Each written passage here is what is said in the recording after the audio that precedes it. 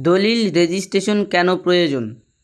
অনেকেই ভাবেন শুধু দলিল লিখলেই জমির মালিক হয়ে যাওয়া যায়, কিন্তু আসল সত্যি হলো রেজিস্ট্রেশন ছাড়া দলিলের আইনি মূল্য খুবই কম।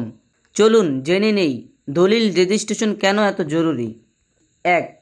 আইনি স্বীকৃতি পাওয়া যায়। রেজিস্ট্রেশন ছাড়া দলিলের কোনো আইনি গ্রহণযোগ্যতা থাকে না।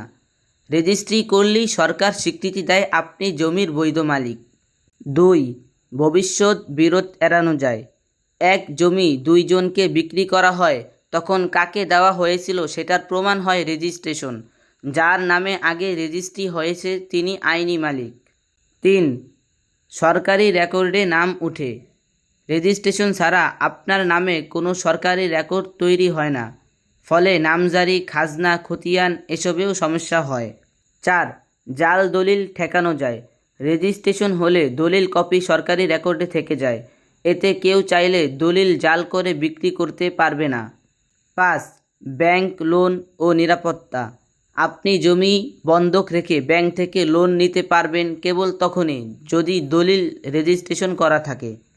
বলতে গেলে দলিল রেজিস্ট্রেশন শুধু কাগজ নয়, এটি আপনার জমির নিরাপত্তা, মালিকানা এবং ভবিষ্যতের স্বস্তির চাবিকাঠি। তাই জমি কিনুন বুঝে শুনে আর রেজিস্ট্রেশন করুন সঠিক নিয়মে। ভিডিও ভালো লাগলে লাইক শেয়ার দিতে ভুলবেন না।